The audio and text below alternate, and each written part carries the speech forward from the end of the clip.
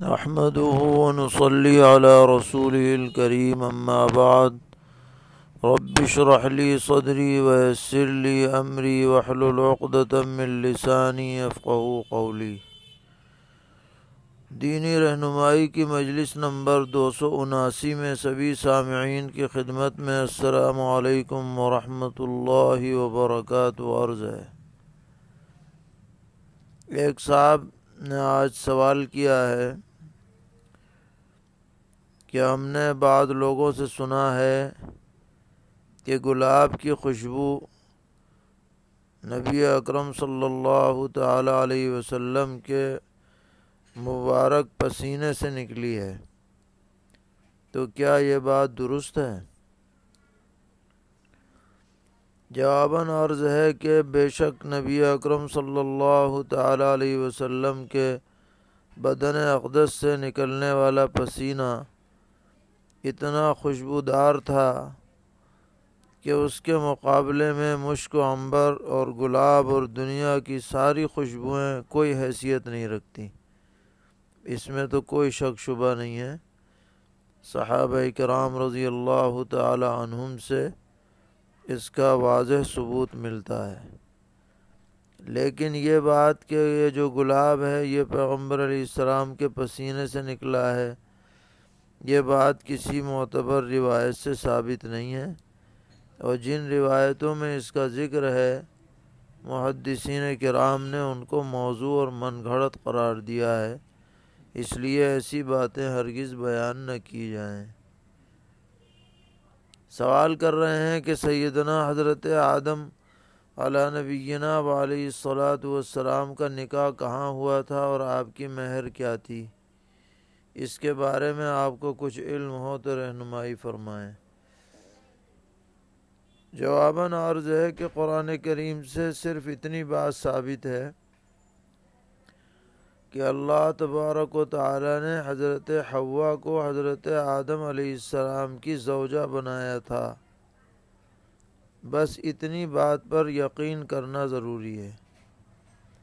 اس کے علاوہ یہ بات کہ آپ کا نکاح کب ہوا، کہاں ہوا، مہر کیا تھی، یہ سب غیر ضروری باتیں ہیں، ان کے جاننے کے پیچھے پڑنے سے کوئی دینی یا دنیاوی کچھ فائدہ نہیں ہے، اور اس کا کوئی علم بھی احادیث شریفہ یا قرآن کریم میں موجود نہیں ہے۔ خاص طور پر یہ بات بھی ذہن نشین کرنی چاہیے کہ جب اللہ تبارک و تعالی از خود کسی عورت کو کسی مرد کے لیے زوجہ ہونے کا اعلان فرما دیں تو اب اس کے لیے الگ سے ایجاب و قبول اور نکاح کرنے کی ضرورت ہی باقی نہیں رہتی، جیسا کہ نبی اکرم صلی اللہ تعالی علیہ وسلم کا اللہ تعالی نے از خود ام المومنین سیدتنا حضرت زینب رضی اللہ تعالی عنہا کا نکاح کر دیا، ان کو زوجہ قرار دے دیا، وہی اتر گئی، زوجنا کہا، تو اب اس کے بعد کسی مجلس کی ایجاب و قبول کی کچھ ضرورت نہیں رہی۔ لہذا اسی طرح کا معاملہ حضرت حوا کے ساتھ ہو کہ حضرت آدم علیہ السلام کی زوجہ انہیں بنا دیا گیا، بس بن گئی زوجہ، کیونکہ حلت و حرمت تو اللہ تعالیٰ کے ہاتھ میں ہے۔ یہ تو اللہ تعالیٰ نے ہمارے لیے طریقہ متعین فرمایا ہے کہ بھئی باقاعدہ ایجاب و قبول ہو، اجازت ہو، رضامندی ہو وغیرہ، لیکن اللہ تعالیٰ کسی کو حلال کرنا چاہے وہ ان چیزوں کی پابندی اس کے لیے کچھ نہیں ہے۔ لہذا ان باتوں میں پڑھ کر کے اپنا وقت ضائع نہیں کرنا چاہیے، جتنی بات ثابت ہے اتنی درست ہے۔ بس سوال کر رہے ہیں کہ نبی اکرم صلی اللہ تعالی علیہ وسلم جمعرات کو جو روزہ رکھا کرتے تھے اس کی کیا وجہ تھی؟ کیونکہ پیر کے دن کی تو وجہ آپ نے بتلا دی کہ اس دن آپ کی ولادت ہوئی، پھر جمعرات کے دن آپ کیوں روزہ رکھتے تھے؟ بعض نوجوان اس بات کا سوال کر رہے ہیں۔ تو اس سلسلے میں عرض ہے کہ ابو داؤد شریف اور ترمذی شریف میں روایت ہے کہ نبی اکرم صلی اللہ تعالی علیہ وسلم نے ارشاد فرمایا کہ تعرض الاعمال یوم الاثنین والخمیس واحب ان یعرض عملی وانا صائم، کہ پیر اور جمعرات کے دن اللہ تعالیٰ کے دربار میں بندوں کے اعمال پیش ہوتے ہیں، تو مجھے یہ بات اچھی لگتی ہے کہ میرے عمل اس حالت میں پیش ہوں کہ میں روزے سے ہوں۔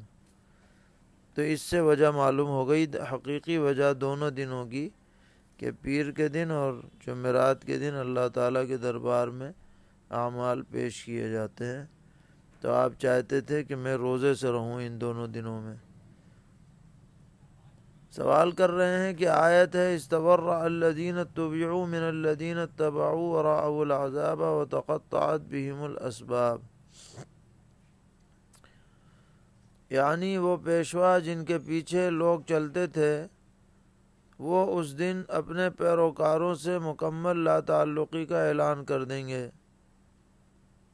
جب وہ عذاب کو اپنی آنکھوں سے دیکھیں گے، اور ان کے آپسی رشتے اس دن ختم ہو جائیں گے۔ تو اس آیت کی کچھ وضاحت فرما دیں۔ جواباً عرض ہے کہ اس آیت کا تعلق کفار و مشرکین سے ہے، کہ جب یہ لوگ میدان حشر میں پہنچیں گے اور عذاب کا مشاہدہ کریں گے تو ان کے جو لیڈر ہیں، جو دنیا میں کفر و شرک کی دعوت دیتے رہے، وہ اپنے پیروکاروں سے مکمل برات ظاہر کر لیں گے کہ بھئی ہم کچھ ذمہ دار نہیں ہیں، تم خود اپنی باتوں کے ذمہ دار ہو، ہم نے تمہیں کچھ نہیں مجبور کیا تھا، تم خود ہمارے پیچھے لگے تھے۔ تو یہ بڑی ہی مایوسی کا وقت ہوگا ان پیروکاروں کے لیے کہ جن پتوں پہ تکیہ کیے ہوئے تھے وہی پتے ہوا دینے لگ جائیں گے، اور یہ اللہ تعالیٰ سے پھر درخواست کریں گے یہ پیروکار کہ ان ہمارے لیڈروں کو ڈبل عذاب دیا جائے، کیونکہ انہی کے بہکاوے میں آ کر کے ہم گمراہ ہوئے تھے۔ اللہ تعالیٰ ہم سب کو اور ہماری نسلوں کو ہدایت پر قائم رکھیں، ہر طرح کی رسوائی سے محفوظ رکھیں۔ ایک صاحب سوال کرتے ہیں کہ بہت سے لوگ یہ بیان کرتے ہیں کہ پیغمبر علیہ السلام جب گھر میں تشریف لاتے تھے تو مسکراتے ہوئے داخل ہوتے تھے، کیا یہ حدیث صحیح ہے؟ جواباً عرض ہے کہ یہ بات ثابت نہیں ہے کہ جب بھی پیغمبر علیہ السلام گھر میں تشریف لے جاتے ہوں تو ہمیشہ مسکراتے ہی ہوئے ہوتے ہوں، بلکہ آپ کے احوال مختلف ہوتے تھے۔ اس لیے اس بات کو حدیث کے طور پر بیان نہ کیا جائے، لیکن آپ بہترین اخلاق والے تھے اور ہر طرح کے بیجا غصے سے آپ پرہیز کرتے تھے اور گھر والوں کے ساتھ حسن سلوک کرتے تھے، اس لیے مسکراہٹ آپ کے چہرے پر رہتی تھی، ملنے والوں کے ساتھ بھی گھر والوں کے ساتھ بھی۔ لیکن جب بھی آپ داخل ہوں ہمیشہ مسکرا ہی رہے ہوں، ایسی بات کسی حدیث میں نظر سے نہیں گزری۔ سوال کرتے ہیں کہ بعض فتاوی میں قیلولہ یعنی ظہر سے قبل کچھ دیر آرام کرنے کو بتلایا گیا ہے، تو ہمارا سوال یہ ہے کہ کیا قیلولہ جبھی ہوگا جبکہ ظہر سے قبل کیا جائے؟ اگر ظہر کے بعد قیلولہ کریں تو کیا سنت ادا نہیں ہوگی؟ جواباً عرض ہے کہ قیلولہ دراصل دوپہر کھانے کے بعد آرام کرنے کو کہتے ہیں، اور یہ ظہر کی نماز سے قبل بھی ہو سکتا ہے اور بعد میں بھی ہو سکتا ہے۔ جب بھی آپ کھانے کے بعد آرام کریں گے تو سنت ادا ہو جائے گی۔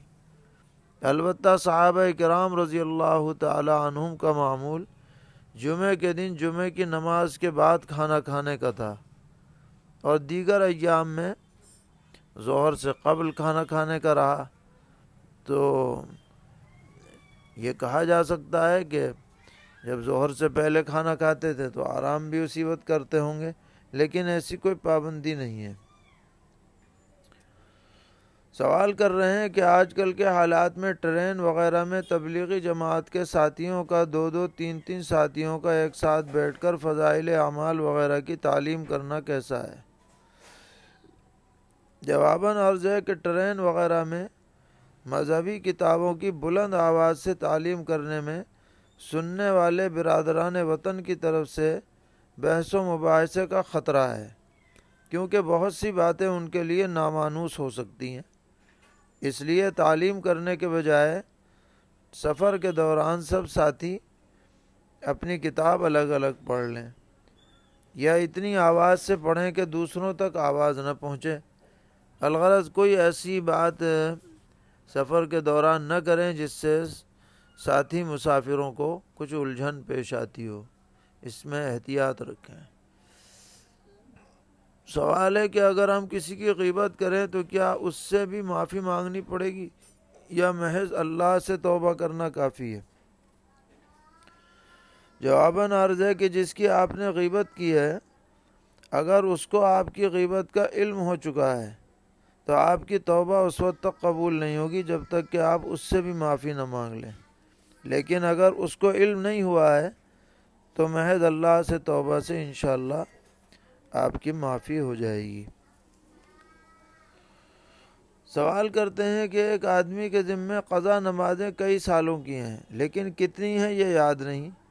اب وہ اس طرح نیت کرتا ہے کہ اول عمر کی قضا، اس کے بعد جو بھی فائتہ ہے پھر اس کا نام لیتا ہے، مثلا پہلی قضا وقت ظہر، تو اس طرح سے اس کی قضا نمازیں ادا کرنا درست ہے یا نہیں؟ جواباً عرض ہے کہ اس طرح بھی اس کی نمازیں ادا ہو جائیں گی، اندازہ لگا کر کے ادا کرتا رہے، اور جب یہ مطمئن ہو جائے کہ اب میری پوری ادا ہو چکی ہیں تو پھر وہ سمجھ لے کہ اس کے ذمے جو نمازیں تھیں وہ پوری ہو گئیں۔ سوال ہے کہ میری لڑکی کی عمر 6 سال ہے اور میرے لڑکے کی عمر 11 سال ہے۔ کبھی کبھی میں ان دونوں کو ساتھ ملا کر گھر میں جماعت کے ساتھ نماز پڑھ لیتا ہوں۔ اب میرا سوال یہ ہے، یہ کیا اس طرح جماعت کرنا درست ہے، اور ان کے کھڑے ہونے کی کیا ترتیب ہوگی، اور نماز میں کیا نیت کروں؟ صرف اپنی نماز کی نیت کروں یا ان دونوں کی بھی کروں؟ جواباً عرض ہے کہ ترتیب اس طرح ہوگی کہ آپ لڑکے کو اپنے دائیں جانب کھڑا کریں تھوڑا سا قریب کر کے، اور لڑکی آپ سے بالکل پیچھے کھڑی ہوگی، اور دونوں کی نیت آپ کر لیں، اور اس طرح سے جماعت کرنا بہتر ہے۔ اس میں کوئی حرج کی بات نہیں ہے، اس سے بچوں کا بھی مزاج بنے گا اور انشاءاللہ جماعت کا ثواب بھی ملے گا۔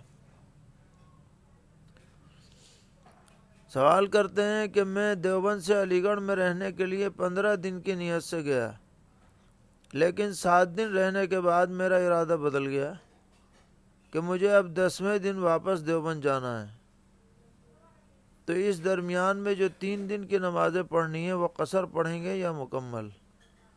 جواباً عرض ہے کہ جب آپ نے علی گڑھ کو وطن اقامت بنا لیا 15 دن کی نیت کر کے، تو محض نیت کرنے سے وہ وطن اقامت باطل نہیں ہوگا، بلکہ جب آپ سفر کرنا شروع کریں گے تب باطل ہوگا۔ اس لیے 10 دن تک آپ نماز مکمل پڑھیں، قصر نہ کریں۔ سوال ہے کہ معتمر حضرات عمرہ کرنے کے بعد جعرانہ، طائف، مسجد عائشہ وغیرہ جاتے آتے رہتے ہیں، تو کیا ان جگہوں پر جانے سے واپسی میں احرام باندھ کر عمرہ کرنا ضروری ہے یا اس میں کچھ تفصیل ہے؟ جواباً عرض ہے کہ مسجد عائشہ، جعرانہ، منی، عرفات، یہاں جانے سے تو واپسی میں کوئی احرام لازم نہیں ہے، کیونکہ یہ سب حدود حلم ہیں۔ لیکن اگر آپ طائف جائیں گے یا مدینہ منورہ جائیں گے تو ایسی شکل میں واپسی میں احرام باندھ کر آنا ضروری ہوگا اور عمرہ کرنا ضروری ہوگا۔ اس لیے اس کا خیال کریں کہ اگر میقات سے باہر جائیں تو واپسی میں احرام باندھیں، میقات سے باہر نہ جائیں تو آپ کی مرضی ہے، چاہیں تو باندھ لیں چاہے تو نہیں۔ سوال ہے کہ بینک سے حاصل شدہ سود کی رقم انکم ٹیکس میں دینا کیسا ہے؟ جواباً عرض ہے کہ سرکاری بینک سے جو سود حاصل ہو وہ انکم ٹیکس میں دے سکتے ہیں، اس کی گنجائش ہے۔ سوال کرتے ہیں الیکشن کے دوران کسی امیدوار سے مسجد بنوانے کا مطالبہ کرنا کیسا ہے، اور اگر وہ اس غرض سے رقم دے دے تو اس کا کیا کیا جائے؟ جواباً عرض ہے کہ الیکشن میں ووٹ دینے کے عوض مسجد یا مدرسہ وغیرہ کے لیے امیدوار سے تعامل لینا صحیح نہیں ہے، اس سے احتراز کرنا چاہیے۔ ووٹ آپ جس کو بھی چاہیں دیں، لیکن اس طرح سے مطالبہ کر کے اور اس سے رقم لے کر کے ووٹ دینا یہ صحیح نہیں ہے۔ سوال ہے کہ ہم نے ایک دکان کرائے پر لی، اس کو 3 جگہ تقسیم کر دیا، ایک جگہ خود بیٹھتے ہیں، 2 حصے کرائے پر دوسروں کو دے دیے، تو کیا ہمارے لیے یہ جائز ہے کہ ہم ان دونوں سے کرایہ لے کر خود کچھ نہ دیں؟ یعنی مثلا ہم نے 70,000 روپے میں پوری دکان کرائے پر لی ہے، پھر ہم نے جن 2 لوگوں کو کرائے پر دی ہے ان سے ہم 35,000 لے کر اور پورا کرایہ ادا کر دیں، ہمیں اپنی جیب سے کچھ نہ دینا پڑے۔ جواباً عرض ہے کہ آپ نے جتنے میں کرائے پر لی ہے اتنا کرایہ ان لوگوں سے آپ وصول کر سکتے ہیں، لیکن اگر 70,000 سے زائد وصول کریں گے تو زائد رقم آپ کو صدقہ کرنی پڑے گی۔ سوال کرتے ہیں کہ میں ایک سرجن ہوں اور پوری ایمانداری کے ساتھ اپنا فرض انجام دیتا ہوں، لیکن کبھی کبھی ایسا ہو جاتا ہے کہ مکمل توجہ کے باوجود کوئی کیس خراب ہو جاتا ہے اور سرجری کامیاب نہیں ہوتی یا دوا ری ایکشن کر جاتی ہے۔ ایسی صورت میں مریض ڈاکٹر پر مقدمہ کر دیتے ہیں اور پھر بھاری رقم جرمانے کی عائد ہو جاتی ہے۔ تو اس سے بچنے کے لیے ہم لوگ ایڈمنٹی انشورنس کرا سکتے ہیں یا نہیں، جس میں یہ ہوتا ہے کہ کمپنی اس جرمانے کو ادا کر دیتی ہے۔ اگر ہم یہ انشورنس نہ کرائیں تو ہمارے لیے کام کرنا نہایت مشکل ہے۔